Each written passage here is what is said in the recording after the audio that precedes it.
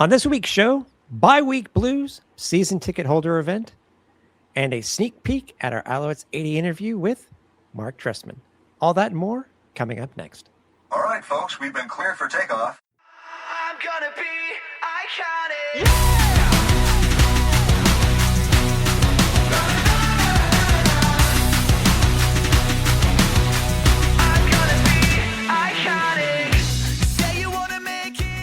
And welcome now, it's Flight Deck, the premier Montreal Alouettes web media show presented by Royal Retros, where you don't need a time machine in order to get some sweet, sweet throwback merch. Head over to royalretros.com, use the code FlightDeck at checkout, and you will save 15% off your first order. I'm Tim Capper. You can find me on X or Blue Sky at Repact. That's REPPACT. And I'm Cliffy D. You can also find me on X and on Blue Sky over at Cliffy D. Yeah, we said it at the end of last week. We said it at the end of the show, Flight Deck Live also last week. And bi-week weeks, have had a history in Montreal. They really have. Some of the worst stuff has happened over the years in Montreal on a bi-week. It sure has. What? It was almost always interesting, but not necessarily in a good way. Yes, but luckily, this is just your old boring bi-week where you find out nothing because players are on bi-week, coaches are on bi-week. The team essentially chills for the week. Cone of silence. Yeah, cone of silence. But we kind of got a sneak peek of who could be available this week before we had an official practice. But it's not to bury the lead because I'm not really bearing the lead. Stay tuned. The Alouettes 80 interview series returns this week, and you will be getting a sneak peek of the full of the interview that we had with head coaching legend in Montreal, Marc Trestman. I will say right away, you do need to stay tuned for the full version that will be released on Friday. But this was fun. And it followed a pattern that that we have done over the last 3 major interviews here at the show. But it all seems to work out.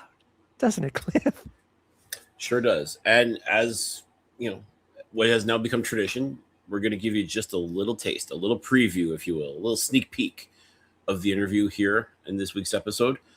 But by all means, folks, do what you got to do, but you got to make sure some way, somehow this weekend, I don't care what platform you do it on, but you got to check out the entire interview because, my goodness, we were so privileged to be able to talk with Coach for so long and some great stuff, great content, great stories, everything. I mean, just I like to think we're starting to ask much more interesting questions, and we're also getting much more interesting answers as a result of it, Tim. And this was absolutely no exception. This was, again, this is an interview I'm so thrilled we were able to do. And folks, it would behoove you to make sure you're subscribed, whether it's on YouTube, X, Facebook, what have you, however it is that you consume the Flight Deck, make sure you pay attention for this interview because it is, as the kids say, a banger. And to me, I said to you post interview when we did it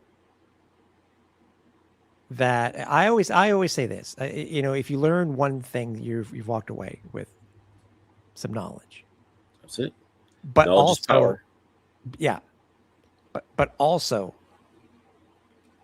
if your interviewee says to you, "That's a good question," you've come up with something good. So that's what I like. But stay tuned, please. Yes. If you watch the Tracy Ham one, watch this one. Watch this one too.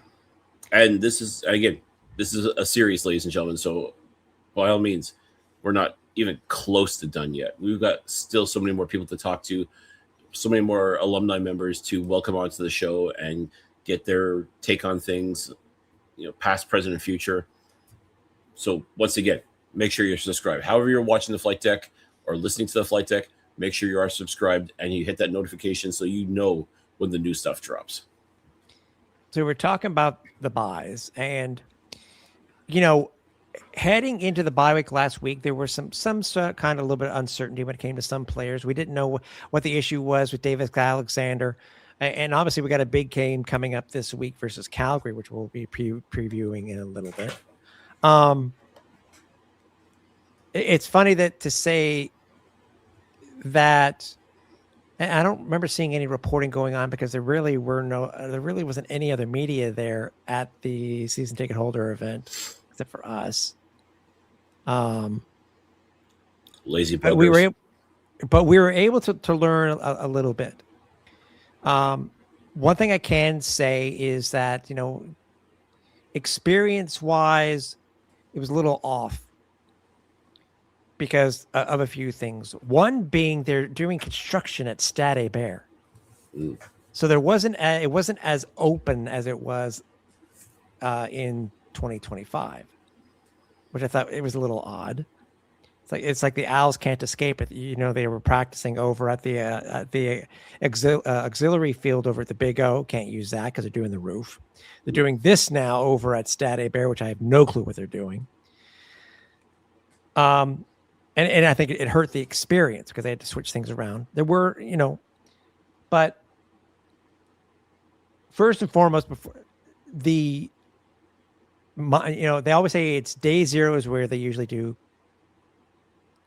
film, et cetera, and then day 1 of practice. This was day -1 because they were doing this 2 days prior to them actually coming on the field for the first time. But there was some positive stuff. Our concerns with Davis Alexander's ankle, I don't want to say it was the concern was a nothing burger. It wasn't the case. I mean, his ankle was still taped. He didn't practice. We had to confirm why he was in sweats. We ended up finding out, because he did practice. He's practiced all week. We did see Cole Speaker back on the field, which is a positive. Probably won't play, I think, in our opinion, from what we heard. But we get it. As you were saying pre-show, Cliff, it's better to be safer than sorry because at the moment he really isn't. There's no reason to rush him back. There's not. I mean, again, you always want a Cole Speaker in your offense. Don't get it twisted. But the way these Alouette receivers that are playing right now have been playing, it's nice to have the luxury to be able to say to Cole Speaker, you know what, man? Make sure you're good. Make sure you're 100% because we need you at 100%. Not right now, but October, November, you're definitely going to be needed. So I think it behooves the Alouettes to truly give Cole the time and space needed to properly recuperate. And they have been doing it because, again, there's no need to rush someone back to injury because of the offense. Because quite frankly, the offense of this team right now is clicking on all cylinders. And whether that's a credit to Davis Alexander playing the way he's been playing, the other receivers just simply stepping up and getting their chance to shine, or what have you. But knowing that Cole Speaker is sort of in the hangar, marinating in the slow cooker, just waiting to get for the right time for him to come back. That's a good problem to have. Is when he does get healthy, how do you put him back in the lineup when other players have just been so explosive and so exciting to watch as well? So again, a good problem to have for the Montreal Alouettes. Yeah. By the way, behooves twice in less than 10 minutes. Am I being redundant? Well, no, I got, lore. What else have I used? I'm just jabbing at you. I'm just jabbing at you. It behooves me. It behooves you. I mean, everything wasn't perfect with it. We saw, and it wasn't. The call was supposed to be like a walkthrough. They did a full hour. But I will admit, it almost was like a full practice in itself, if you think about it, Cliff, because there were, and this is why I like if you're attending practice, because this was technically my first real practice all year. But some of the catches made during this practice were absolutely phenomenal. And it wasn't DA throwing the ball.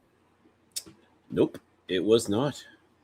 No, it was a chance for Dustin Crum and Anthony Brown to, put the spin on the ball, as they say. And you're absolutely right. A couple of the catches were like, oh my, okay. And one got a big reaction from the crowd. That was yeah, I want to say it was Alexander Hollins, which again would shock absolutely no one. Yeah. Yeah, because is that from Crum? I think it was from Crum, right? Yeah, which again shouldn't come to anyone who was at training camp in Quebec City earlier this year. Shouldn't come as a surprise, because when Dustin Crum and Tariq Owens would hook up, magic would happen. When Dustin Crum and other receivers, I mean, Dustin Crum could throw the ball. I mean, if need be, I mean, yes, he's definitely making his bones on short yardage, as he should be, ready to go at a moment's notice. But this guy can sling the ball too. I mean, it's if God forbid something were to happen to DA, they said from day one this would be the plan would be for Dustin Crum to get in there and see some action. Mm-hmm. And as far as I'm concerned, I would not be worried at all. I mean, okay, let me rephrase that. If Dustin Crum is under center in a situation other than short yardage, that's perfectly fine. Obviously, the preference is having Davis Alexander out there, full stop, healthy, 100%, doing what he does best. But having Dustin Crum out there is not a terrible thing either. And we got to see even just a little bit of that in this practice at the season ticket holder event. So, yeah, just throwing up some nice balls, and the guys were coming down with them as well. And it's just, just a great way to entertain the masses, as far as I'm concerned. I think so. I think they did a good job. Again, it being day -1, so there was an extra practice this week. And I don't think there's anything out of the ordinary. I mean, obviously, once practice started this week, we did find out who was and wasn't practicing, and then we'll talk about that. Mm-hmm. So there really weren't any revelations per se coming out of this. I mean, other than seeing Cole, who seemed to be almost ready, which is good, as we said. We did get to talk to quite a few players, though, and in a sense, yes, I was about to say, just different perspectives on a lot of things, because we got to talk to quite a few players, a few of the coaches as well, and just getting their thoughts on the 4 games so far, and just what they're seeing and what they're envisioning for the rest of the season and such. And always refreshing. And that's, to me, what I like about this event, is you have the opportunity to do that. Yeah. Again, the fans are going to want to go and get their selfies with players and autographs and what have you, and that's cool. That's, more power to you. If that's your thing, have at it. I'm all for it. For me, what I love that we're able to do is to be able to go up to a lot of these players and the coaches and whatnot, and just be casual, like just sit and rap for a couple minutes and just be like, hey, what's going on? Like, how you feeling about this? And it's all informal. Nothing's, it's not serious. It's just getting the build the relationships, And to me, I've always felt that's so important, especially when it comes to doing this show, is being able to build relationships with members of the organization. And I'm glad we have the opportunity to do stuff like that. To me, that's what's going to make this a better show for everybody. Oh, for sure. And again, it was a bye. So I joke, and you can groan if need be. But until the team got back to practicing on Tuesday, they were, here it comes, biding their time. Oh boy, how long have you been sitting on that, Jim? Actually, it just came to me.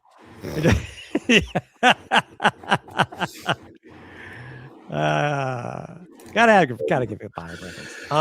Oh boy. Yes, there you go.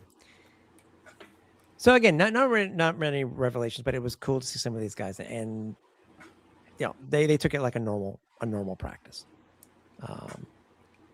Now, to be fair, after that, the rest of the stuff that was there that they did, okay, same thing. Food was normal. I don't know if there was as many people as there were last year. Mind you, I got there right as it started, so I didn't stand in line to get in. It was a ticketed event, so people know. It's just not like anybody could go.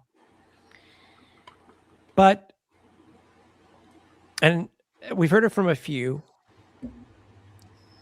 that some of the stuff that happened afterwards, probably I would hope that the team would look at and hopefully be able to modify it for next year, because one of the big things is when the people come, they want to, as you said, get the selfies, get the pictures, et cetera, et cetera. They set up the tables like they did last year, but the problem is that they wasted too much time in getting it set up, and we were behind a fence this year for some reason. For some reason, they put there were stanchions, basically. And for some reason, we were behind them. And it took them a little bit longer to get everybody else on the field, lined everybody up. It's like people waiting in line for that limited edition Disney thing. Just people waiting in line and just following everybody. Or getting concert tickets from back in the day. Remember that? Yes, or mice following the Pied Piper. The thing is though, yes, there was a time limit. I get until 2:30, but yet because of the way they had everything set up, they ended up cutting off the line, and it wasn't just with nobody behind them. They cut off the line with people waiting, and you can't do that. I understand there may have been some limitations. I can't confirm this. If anybody does know, please reach out to me. I don't know if there was any limitations because it was technically a practice. If there are limitations set forth by the CBA, I don't know, because we know there is a limited time, Cliff, as you and I know, when it comes to practice that's set in the CBA. Right. But it's one of the things where it left a lot to be desired. No, it's not the thing that we do, because we were talking with them with the players and the different coaches that we did, stuff like that. But it's still, you could see the disappointment when all of a sudden, these mall cops come up and just basically say, "You're done. Sorry." Yeah. And there's no more room in the inn. You don't have to go home, but you can't stay here. Yeah. Yeah. No, it's frustrating, especially if you're a fan that, again, you made the commitment, you showed that you care about this team enough that you're willing to pay for your season tickets, and the team tries to reward you with an event like this, and that's really what it comes down to. I mean, I can't speak for other teams because I don't know what their season ticket setup is like, as far as so some of them don't even get like a gift even. So yeah. Like I guess their gift is being able to go pay a team to watch, football games. I guess that's their season ticket gift. So the fact that the Alouettes do provide a gift, they do provide a day like this. I mean, it's, as far as I'm concerned, it's part and parcel with being a member. Again, that's one of the ideas. It's that dangling carrot they put in front of you in order to make you want to commit and be a part of the season ticket holder experience. But when you have events like this, and they're important, and I think it's important for the players as well, because again, the one thing that the CFL, all 9 teams have stressed is how much, this is your chance to get up close and personal with the players and get to develop relationships with them. And it's not just, you see them on TV or you see them in this, from the stands, and they're these unreachable figures. No, they are so reachable. They are so within reach that, they want to meet you. They want to, say hello to you and talk some football or sign an autograph or what have you. I mean, they want that. And for some players, they don't even realize that could be a thing. Like the players that come up from the States and this is their first experience or something like that, and they fall in love with it almost immediately. I mean, I can count on one hand maybe times where I saw players just weren't really into it, but sometimes I think it's more like the practice roster players that, they think nobody knows who they are. And maybe that's true. But at the same time, if you're there and you're a season ticket holder and you want that whole experience, it's all there. It's all part of it. So I hope those players realize that they're part of that too. And yet, yeah, the fans want to meet them. They want to get to know them because one day, yeah, today you're a practice roster guy, but next thing you know, you're the next big superstar of the league. It happens that quickly. So, you know, I hope players truly realize just how important it is for fans to meet and greet with them and vice versa. So not allowing the fans that essentially, I'm not going to say like they pay your salaries. No, they don't. TSN pays the player salaries, but they are still fair. But the fans are still very much an integral part of this, part of the organization. They are investors. When you really think about it, they are investors. When you buy a season ticket, you are investing in that team. And whatever you invest in, don't you want a return on your investment? Don't you want to be able to say, this is the reason why I do this?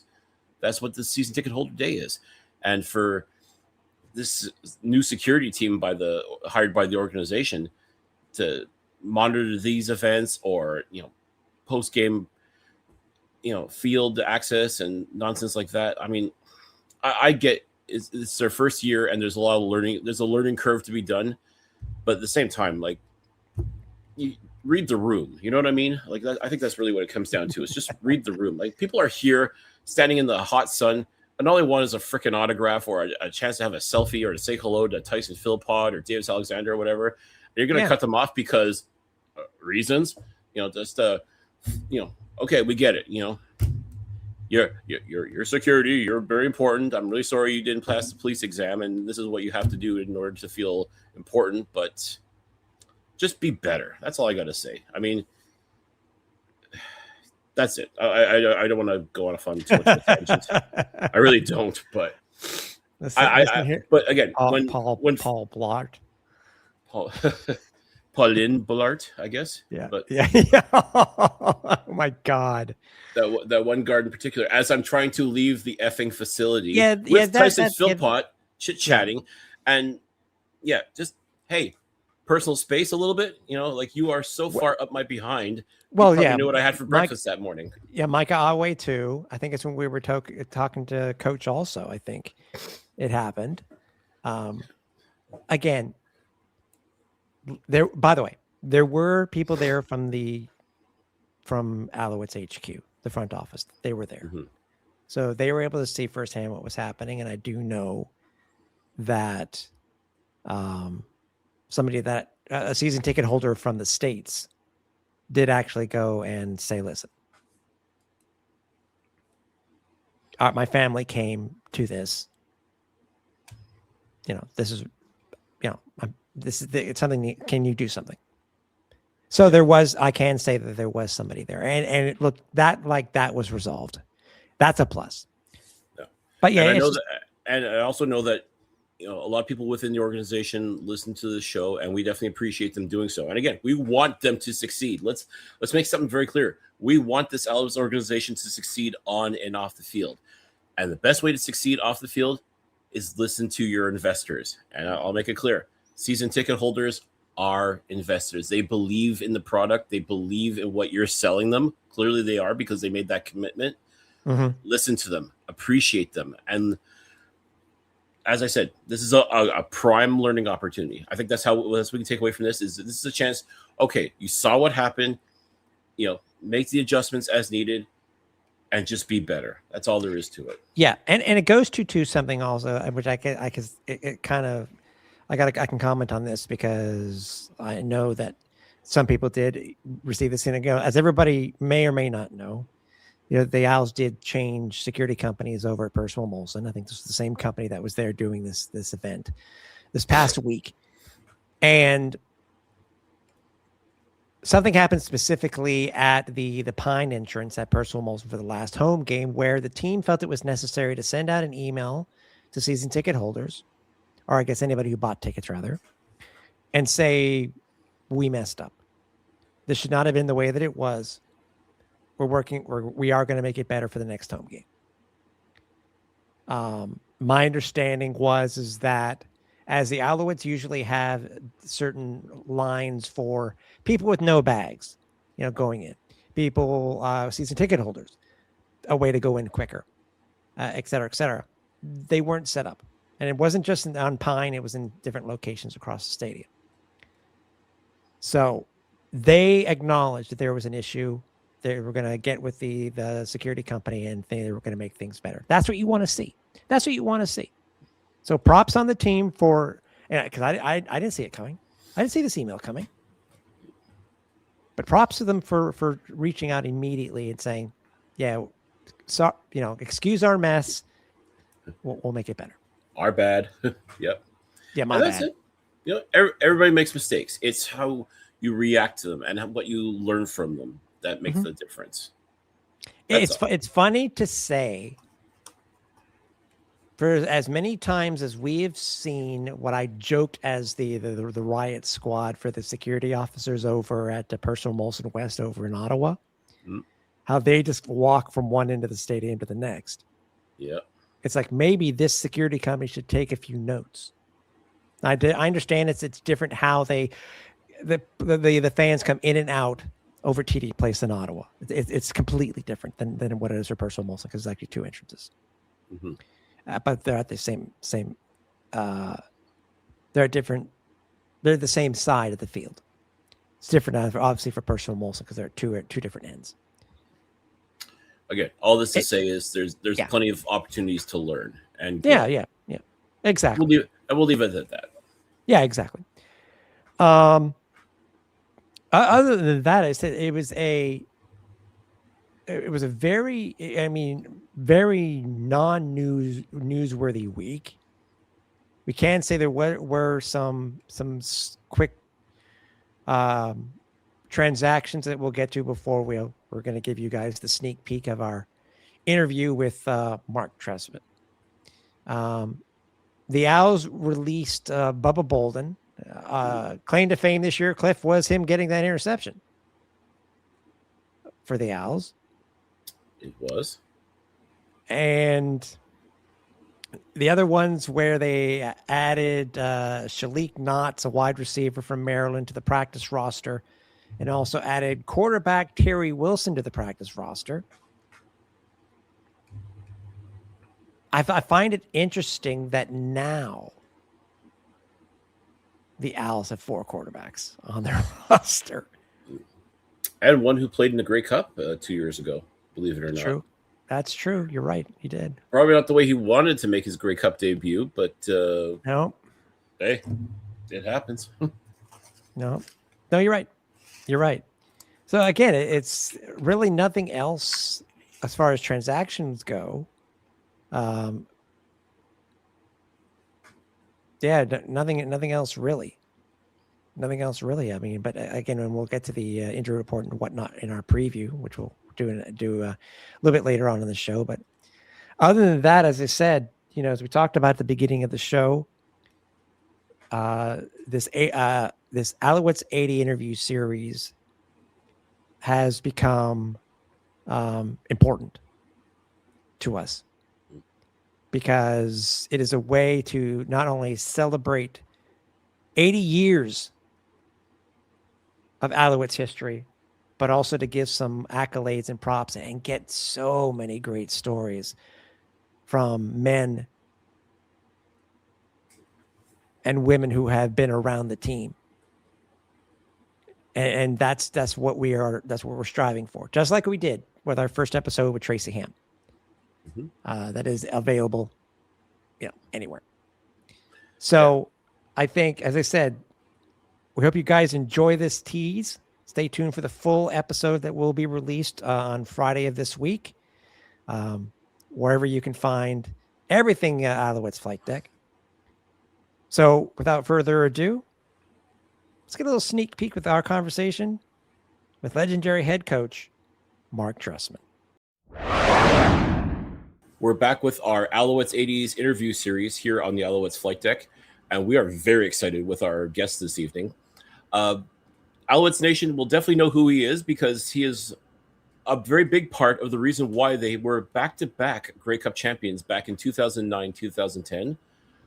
So excited and honored even to being joined by the one, the only, Coach Marc Trestman. Coach, we are so excited welcome to the Alouettes Flight Deck. Well, Cliff, Tim, it's a pleasure to be here.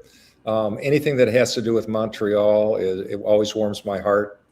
From the team that I coached, to the community that I lived in for 5 years, to the people that I ran into the street, and to the game that I was able to coach, had the privilege of coaching in Canada and in the province of Quebec. It was an honor and privilege, and I can quite honestly say it was the most enjoyable 5 years of my coaching career.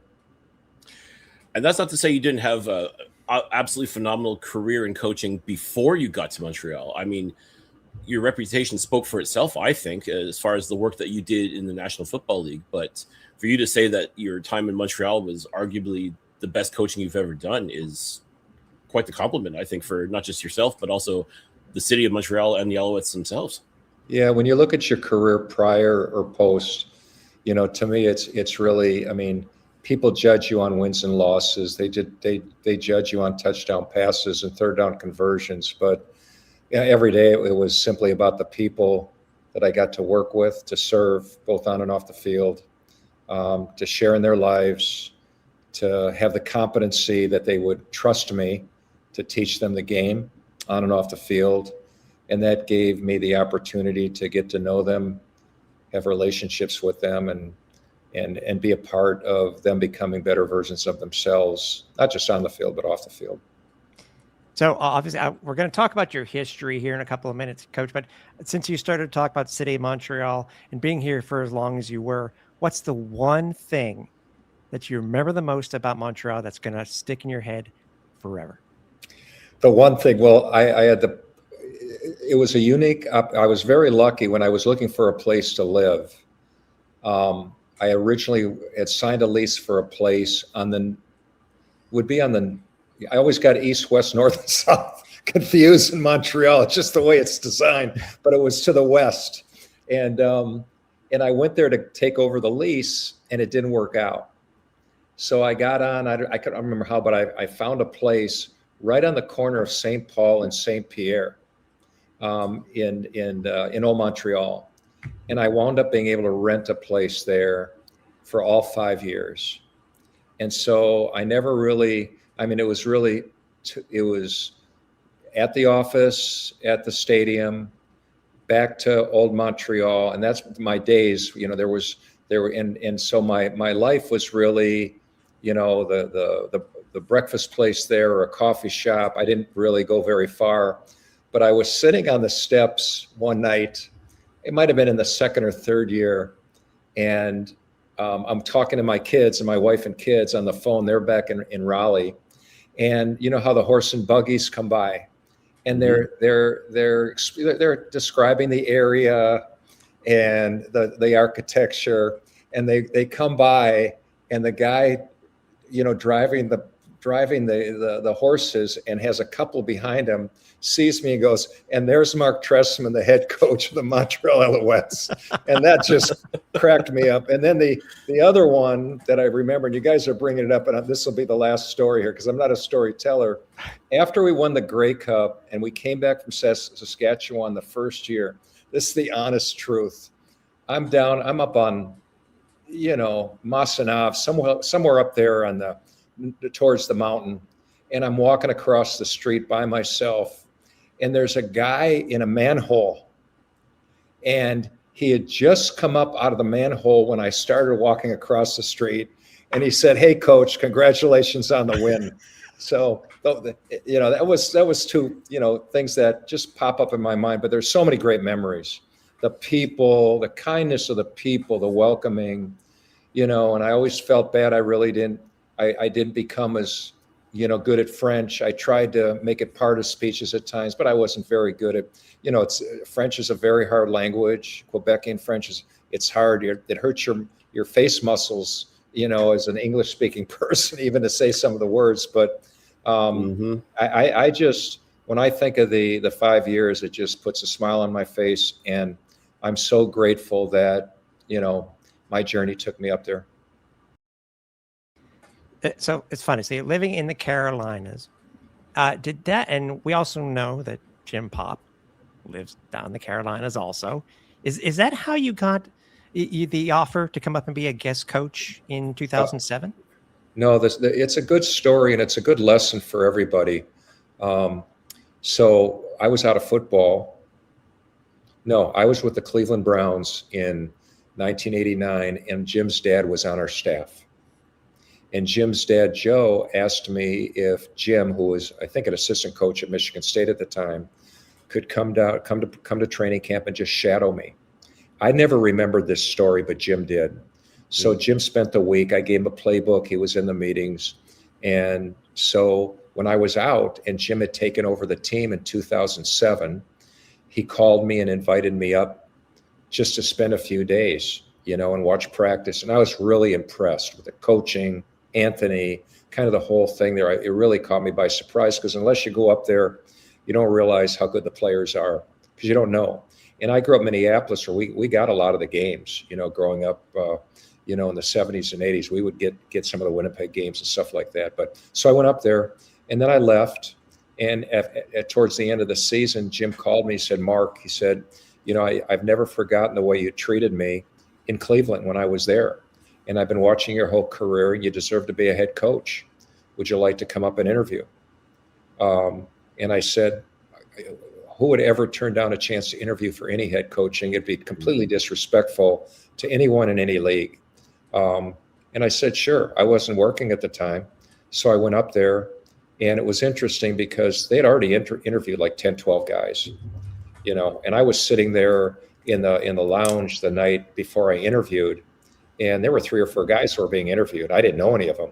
They were, mostly of them were CFL coaches or coordinators. And the next day I went in there and interviewed, and I was there for 5 minutes, and I knew I had the job. Bob Whittenhall and I just hit it off. That the interview was a recommendation. I mean, I was very clear with Bob. I said, I don't know anything about the game, but I can lead the locker room. And he hired me literally. I mean, he wanted to hire me in 5 minutes. And even after we lost the Grey Cup, he wanted me to sign a lifelong contract. So I owe Bob a lot. He was a tremendous human being and a great owner. So Jim's the reason. Doing something that just came natural, helping somebody out. The karma, the universe flipped it around and gave me a chance to do something I hadn't. You can never know whether you can be a head coach until you are one. And then the last part of the story is, in the off season, we were in, Calgary for the owners meeting and the coaches meeting. And the first person I ran to was Wally Bono, and he couldn't have been more engaging and more inviting. He told me, don't even think about calling the plays. You'll never be able to do it. And I had no plans on doing it. But when we got but I was going to put in the Oakland Raider offense. That's what we did. We put in the West Coast offense. Mm-hmm. And I had Joe Pau, yeah. Yep. Joe Pau. I invited him to camp as my consultant and asked him to evaluate the offense and see if it could work. And he said it could. And he was, and then we started working together. And, I was there with Scott Mitchell and with Marcus Brady.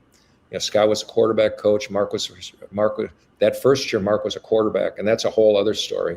Mm-hmm. Because Marcus, after the first year, I told Marcus, "You're going to be a great coach. Do you want to coach here?" And he became the quarterback. He became the receiver coach, and we just worked together.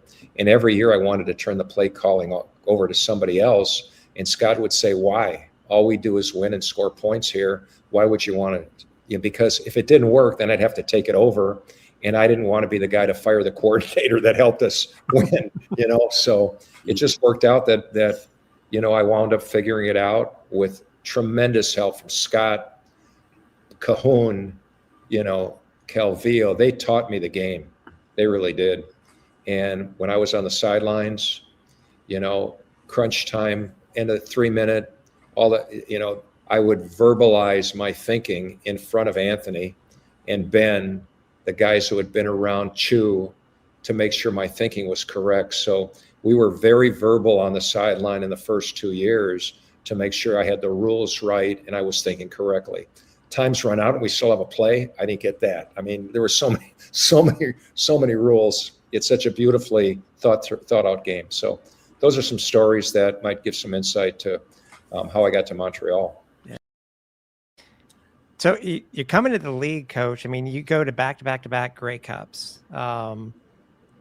You improved the team's record from what it was before you came in. You know, Pop's last year as a head coach, he was had 8 wins, 8-10, and you just created a juggernaut in the CFL. I mean, is there anything that really stands? Obviously, everybody remembers the 09 game. Everybody remembers the 09 game, and what happened in 2010 also. But I mean, does any of those 3 Grey Cups, your first 3 Grey Cups, anything in particular stand out to you the most? No, they're all memorable. I mean, 2008, you know, I never really had a chance to talk about it, but I really held myself accountable. I did not do a good job of calling plays in that game. I allowed myself to get distracted on some personal things that happened to me prior to the game, and I couldn't shut it down in my head, and I really hold myself accountable for that. I just felt like I could have done a better job. 2009, it was like, guys, I don't know what play to call. Literally, I mean, Anthony was getting beat up, but you know, we just stayed even keeled, kept him believing. 2010 was an interesting game. I'll just give you one soundbite of 2010 because it was a winning edge. I always felt that that special teams came into play. I mean, I always looked, and you may have heard it, but I always said in the CFL, special teams is more than 1/3 of the game. It's just too big a field, too many big plays. Every play on special teams is the first play of the game, basically offense and defensive play of the game.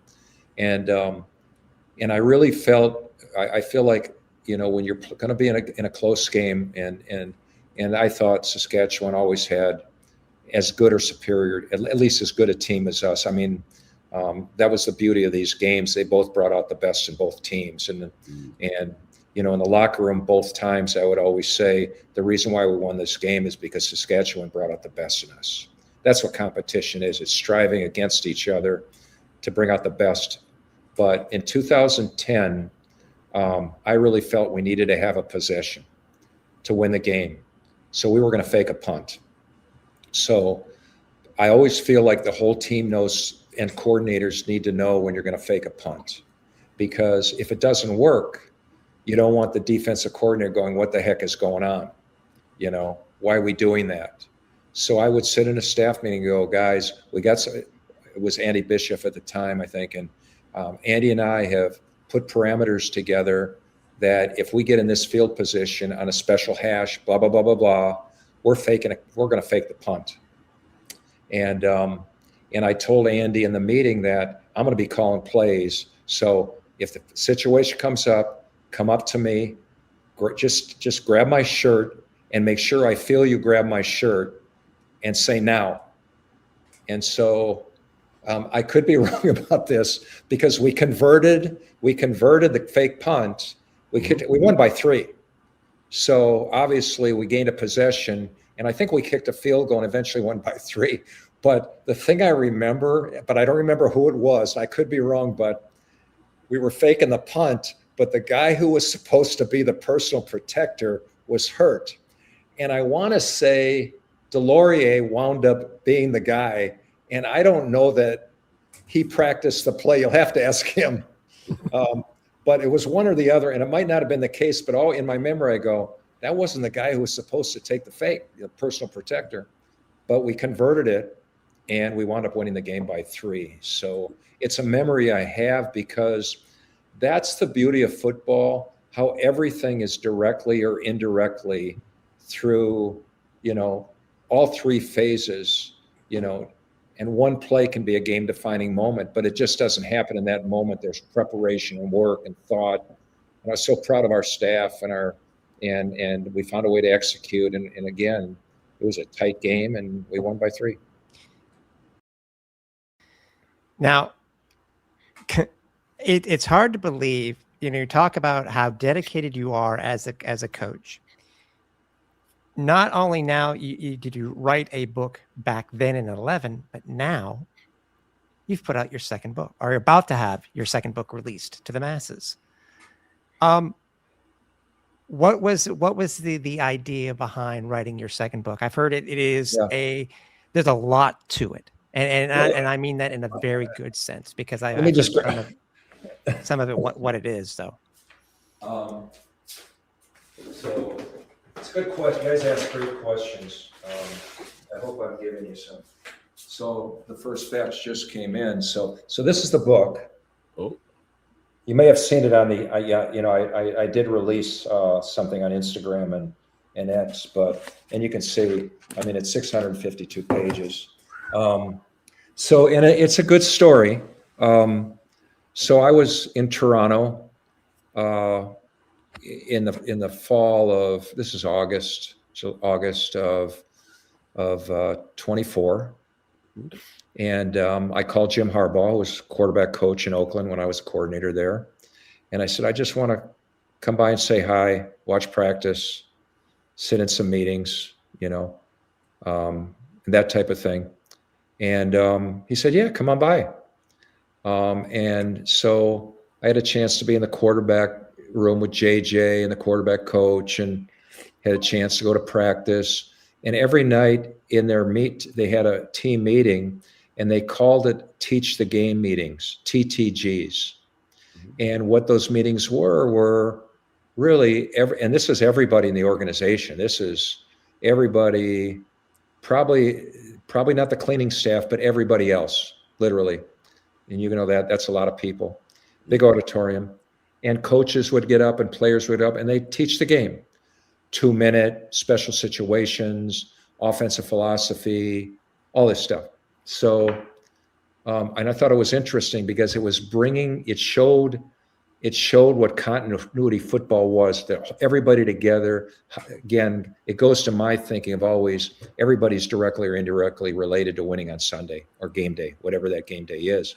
And it was really impressive. So, and then I went down, Jim invited me down to Houston for the national championship game. And I went to the meetings there, watched practice. And Jim and I were talking on, I want to say it was a Sunday before the game.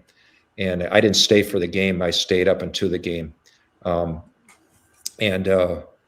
He said, if I don't know that I'm going to go to the NFL, but if I do, would you want to come with, get back into football? I said, let's talk about it when that time comes.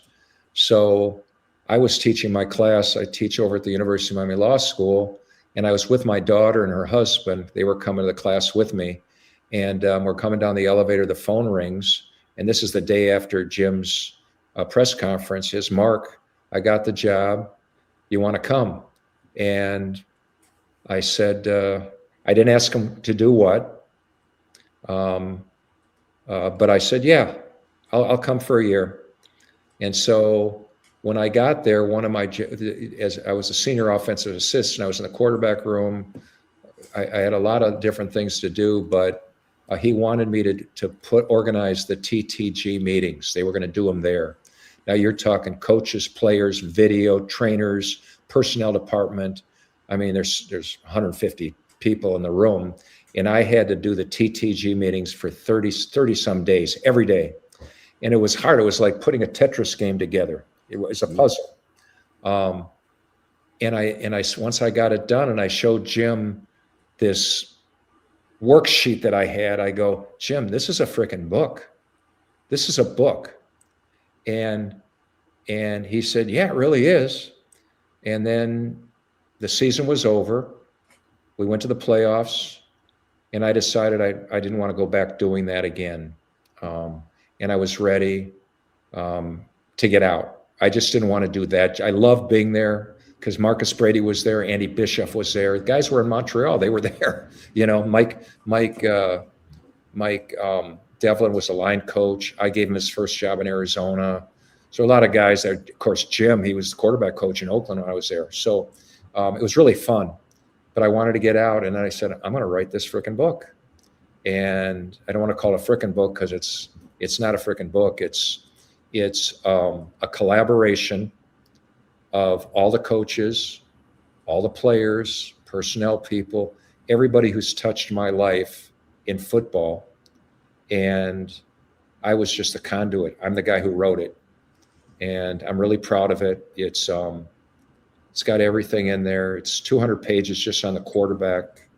And if you want to, if you're an NFL coach, college coach, player, high school, fan from here to Montreal to London to Sydney, where they're going to play an NFL game, you can learn about the game. This book will teach you the game. And it does so starting through the eyes of the quarterback, because nobody can really understand the game of football unless they understand what the quarterback has to do. And it tells you everything. And then it goes to the week in the life of the quarterback, the 40 seconds between each play, all special situations. So if you're a coach and you're putting your training camp schedule together, it covers all the minutia. And then it covers things like ball security, block destruction, ball disruption, running to the ball. It's got 40-some pages alone on the science of the throwing motion. The only pictures, there's no diagrams. It's like reading a novel. The only pictures are the science of the throwing motion. And then on the last chapter is a leadership chapter, which I call Coaches Are Teachers, Teachers Are Leaders, therefore Coaches Are Leaders. And it's really my leadership course, tightened down so it could be it's like 40 pages. So I'm really proud of it. I love the introduction because it kind of goes through the history and the stories behind how the book was written, between starting out with my first quarterback meeting with Tony Dungy and Tom Moore at the University of Minnesota. And it takes you right through, the Chargers basically in the quarterback rooms. And like I say in the book, it's not my book, it's our book. All I was the conduit, the collector of the information, and then the typist. But it took 18 months, and it just got the first batch the other day, just to give to friends and family. That's tremendous. Wow. I am definitely looking forward to getting a copy of that because, again, I always say, like, everybody has football is a easy game, but at the same time is so complex. There's so many nuances. There's so many things to it. It's more than just big guys just running into each other and throwing the ball around. Cliff, it's a great point. Sorry to interrupt you. It's a great point, because the job of a coach is to take a game that's so complex, played amidst chaos and violence and contact. You have to make it simple, because the guys couldn't play at that speed unless it was. So it's like, Einstein said, the true genius is taking the complex and making it simple. I'm not direct quoting him, but it's something like that. And, if anybody wants the book, the publisher of the book is Jim Peterson, who wrote Bill Walsh's last book, Finding the Winning Edge. So, he took it on. It was a very tough project, because it's a textbook on football. It's not a novel. So editing it, I had a number of friends in football edit it for me. It went through like 7 or 8 edits, and that's 650 pages and when I read through it, there's a couple of minor things that probably I'll notice, but nobody else will. But I'm really proud. I just read through it this week, and I'm really proud of it. And they gave me a website. I've got teachingthegame.com, and the book is on pre-order now with both Amazon and Coach's Choice. Thank you for letting me bring that up. And then it goes on sale, Coach's Choice, on Tuesday, and Amazon the following week. So, and you can order right off my website. Yeah, that's cool. Cliff, it is hard, with these type of interviews, it's hard to compare each of them. You had that one with Tracy Ham about a month ago. Got this one now with Mark. And as I said, I know the listeners and viewers of the show right now are only getting a sneak peek of what we talked about with Mark. But I love how, despite both of these two legends being a part of the Alouettes at different times of the year, a lot of the stories are similar, but yet, man, there's just some golden stories that came out of this interview with Marc Trestman. And that was the whole point of this Alouettes 80 series. And again, you're going to see that over the course of this season as we celebrate the 80th anniversary of the Montreal Alouettes. Different eras, and that's what we want to feature. There's so many different eras, and they were all, it wasn't all sunshine and roses, of course, but I mean, like, you talk about players that have been there in the glory days, like Tracy Ham, builders who helped create, the starts of potential dynasties, like Marc Trestman did, along with Jim Pop. I mean, it is so tremendous to have that opportunity and able to do so, and to be able to sit and hear from Coach Trestman. And we've known for years how cerebral and deliberate he is when it comes to answering questions and to help explain things, like a good coach does. He breaks everything down. He makes it easy to understand and easy to grasp. And I know I personally learned a lot just in the hour plus that we spoke with him. And what a privilege it was to be able to talk to Marc Trestman for so long and really get his thoughts on things. And if nothing else, this book, Teaching the Game, that's coming out, my God, I'm definitely looking forward to tearing into that, because I definitely love a good book. And some football books can be very overwhelming. And I know it sounds like, the way that Mark was explaining it, like, for like a casual football fan, maybe they may see something like this and be kind of intimidated. I think the way that Coach Trestman has, I think, found his voice on paper in his first book, I have full confidence that this upcoming book is going to do that as well. It's going to break down the game, explain it as much as possible to really, for even like, older football fans as well, people that are experienced football fans, I should say. I'm sure you're going to learn an awful lot from this book as well. So I'm really excited, and to be able to have the opportunity to sit with Coach Trestman and relive some of the good old days, as well as take a little look ahead with this book coming out.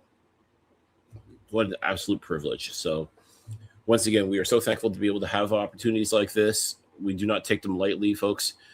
And I hope you enjoyed these interviews as much as we enjoy doing these interviews, because, wow, you learn so much. You really do. As I said, you come away with learning one new thing, you're golden. The work, the point behind the interview is done. 100%. So we're on social media. You know where to find us, but we're gonna let you know again anyways. You can find us everywhere on X, on Blue Sky, over at Alouettes FlightDeck, Facebook over at Alouettes FlightDeck Pod, and on Instagram and YouTube over at Alouettes FlightDeck. Speaking of YouTube, make sure you do like, subscribe. Make sure you do put that bell button to give you notifications when we do go live, like we will be doing this week for Flight Deck, for the next episode of Flight Deck Live, or when new episodes become available, whether it be the show itself, whether it be the special interview series. You got to know when the full interviews become available. So that's the best reason why you need to hit that bell button. And during the show too, give us a like. It does help, actually. Also, if you're looking for merch, head over to flightdeckgear.ca. Was asked this week, Cliff, at the event, by the way, about our Percival Molson "If You Know, You Know" shirt. You have that. You have logo merch. You have the cartoon bird 56. You have all that stuff there, and that is over at flightdeckgear.ca. And also want to thank our presenting sponsor of Royal Retros. Where if you go to royalretros.com and use the code FlightDeck at checkout, you will save 15% off your first order. So, a couple of days of practice already. As we're taping, the game notes haven't been officially released yet, but I'm curious to know your thoughts on this, Cliff. As we said, DA was practicing. He has practiced all week. We talked about Cole Speaker. He's been limited, but he's been practicing.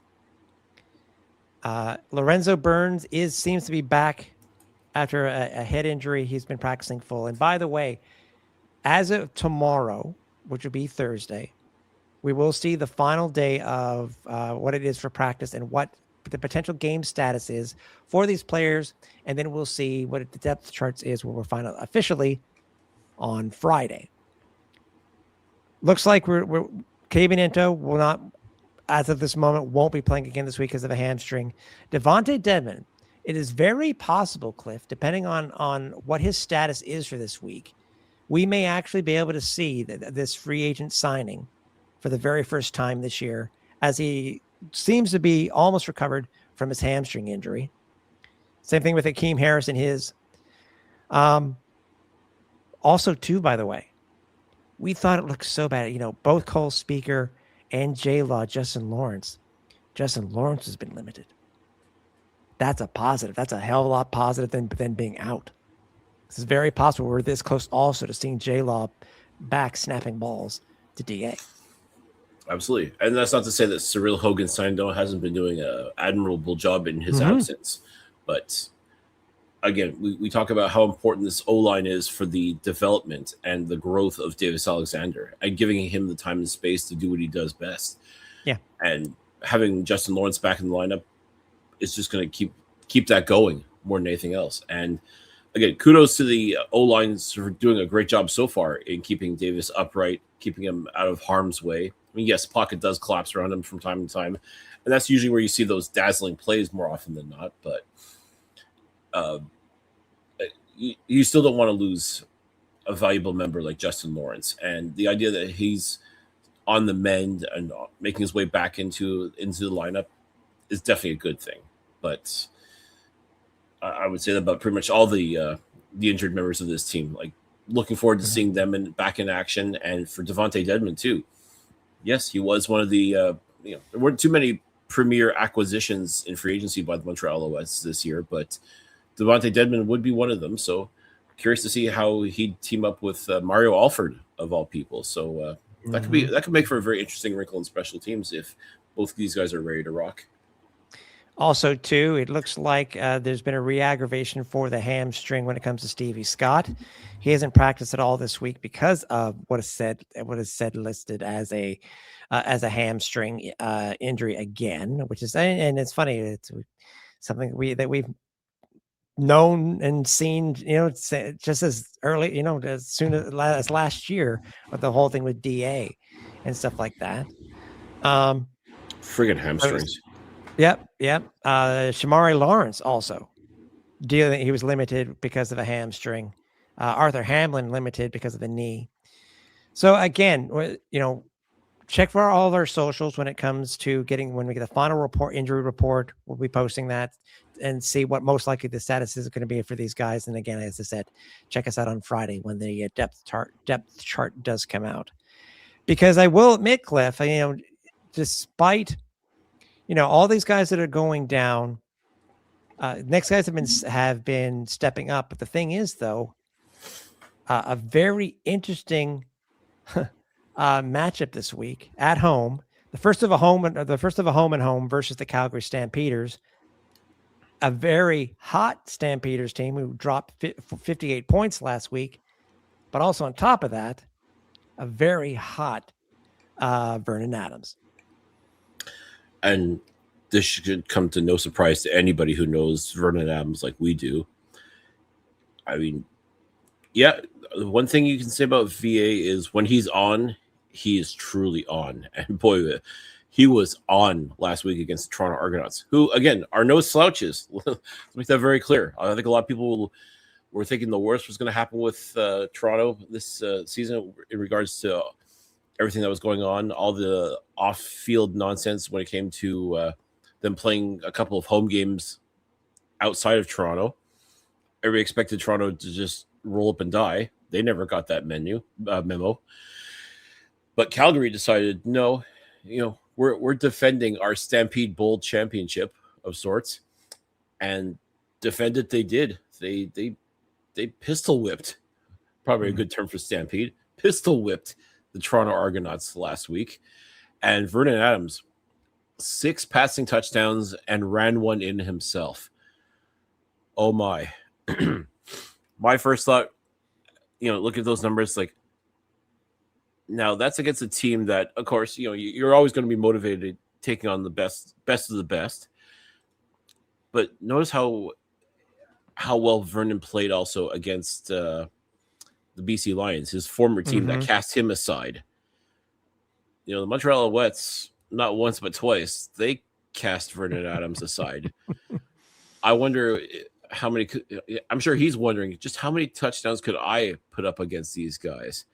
Because as much as he loves Montreal, as much as he loves, and has always had respect for the organization, the fans, what have you, he wants to win. He wants to lead Calgary to another victory, keep this party of theirs going. But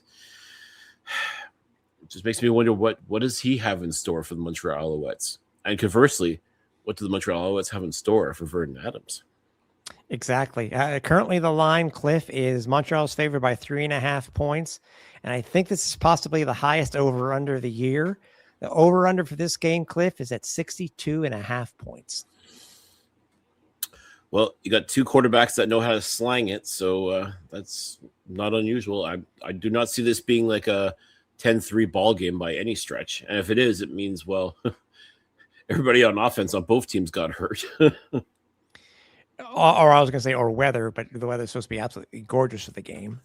Also, what's interesting, too, is that coming into the game, both these two quarterbacks, DA and VA, have long streaks of not throwing an incomplete pass in quite a while.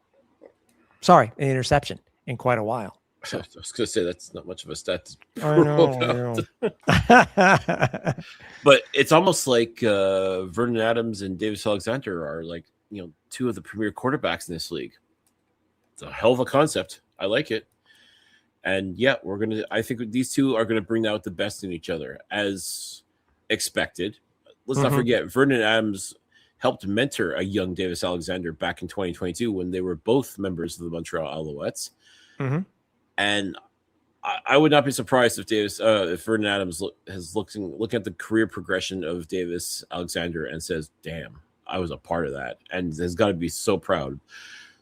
But at the same time, it's like, that being said, I got to remind everybody who the student was and who the teacher was, and if anyone's going to be able to do it, it's definitely Vernon Adams, because, as I said, when he's on one, when he's highly motivated and ready to rock, yeah, he's truly dangerous. When he gets rattled, that's a different story. But I just don't see I don't see Vernon Adams getting rattled by this Montreal Alouettes team.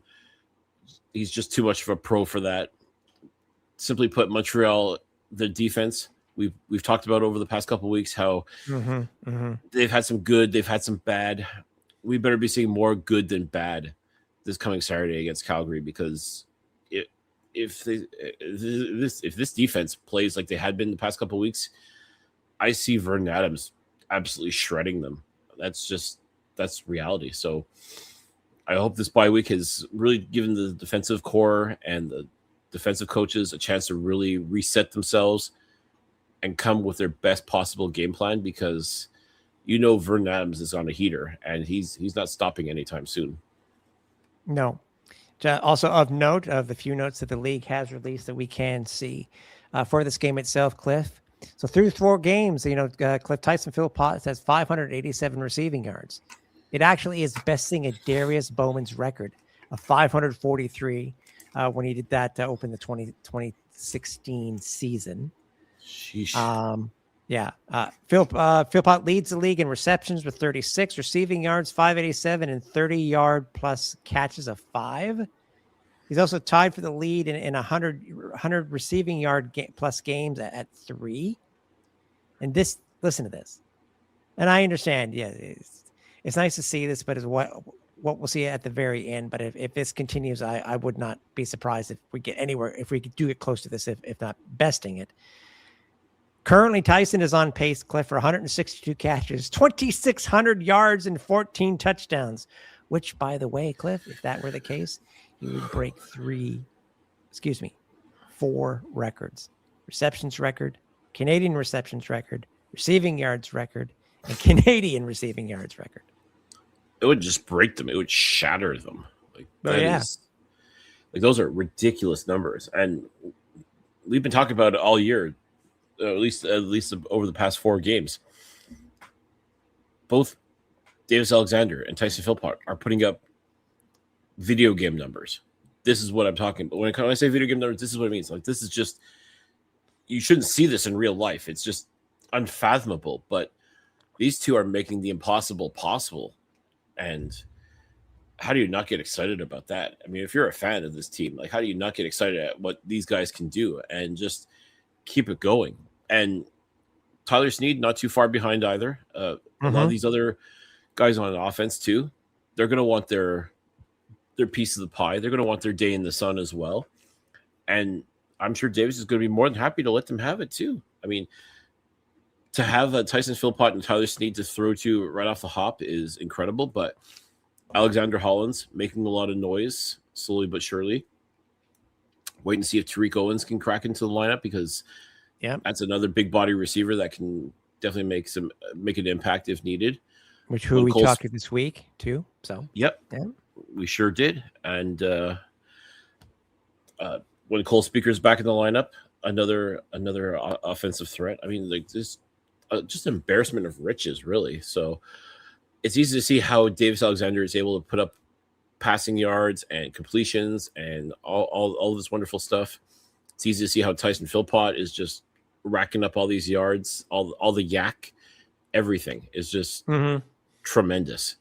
I mean, we've talked about this for years about how the Alouettes are a defensive juggernaut, and now finally the offense is caught up, and even in some cases maybe even lapped the defense, because right now defense is looking a little shaky, but as long as this offense is putting points on the board, that's what counts. It's who scores the most points at the end of the day. I mean, obviously we don't want to see the defense back to where they should be and where they have been over the past couple of years, but to see this offense really take shape and become so dangerous is absolutely wonderful to see as well. Yep. I mentioned this on, I think it was on the show last week, that talking about the Owls following a bye. Under Jason Moss, Cliff, the Alouettes are 7-2 following a bye. And this one I had totally forgotten is that the Alouettes are actually 5-0-1 versus the Stamps in the last 6 games. Ooh. Interesting. So, but again, you still gotta play the game. Gotta play the game. Stats don't mean anything. You gotta play the game. You got to play the game. There's no question about that. And again, as I said, Vernon Adams, when he's on, simply put.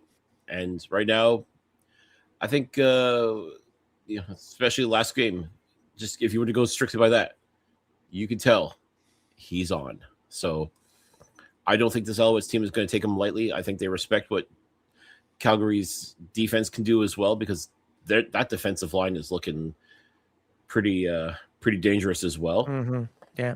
So I mean, let's just say the O-line's got their work cut out for them. As I said, they've been doing a fantastic job to date of keeping Davis Alexander upright and letting him, do what he does best. They're going to have their work cut out for them on Saturday. I can tell you that much right now. But I think so. But I still think this is going to be a good game. I'm hoping it's going to be a good game. I wouldn't care for. I'd love for a shootout. It could be easily. Well, who better than two true gunslingers in Vernon Adams and Davis Alexander? This could definitely turn into a shootout. I wouldn't be surprised if it does. Again, I do not see this being a 10-3 game unless, as you said, divine intervention or weather or what have you comes into play. I think this game could get into like arena football league numbers. Invasion. Yeah. We're to watch football. Yeah. Should be good. Obviously, if there's any other news or stuff like that, please stay in tune for our socials. We will be getting all the information when it comes to depth chart and stuff like that out to you, to the masses, as soon as possible. And again, just a tease in the show this week. 20 minutes of Coach Trestman. You got about another 50 minutes more. Golden stuff from everything from before, how he became an Alouette head coach, the story behind it. What does he think of the Damon Duval story about missing the kick and then making the kick in the 2019 Grey Cup? What about get- the, did he know about him being mentioned on 30 Rock? There's a lot more that you'll have to stay tuned for. Oh yeah, and so much love for And his new book. yes. Which again, teaching the game. Make sure it's go to Amazon, pre-order. Definitely, I think it's going to be an exciting read. If you're a football fan, and again, if you aren't, then what the hell are you doing here watching this show? I think it's going to be great. I'm definitely looking forward to it, and I think there's we may be able to get a promo code. If we can get a promo code for that as well, we'll definitely put that on socials for you all as well. I mean, I'm looking forward to getting my hands on that book, and I think after this interview with Coach Trestman, after you finish watching it, I think maybe you'll be excited to get that book too. I agree. So we appreciate each and every one of you who are listening or watching the show this week.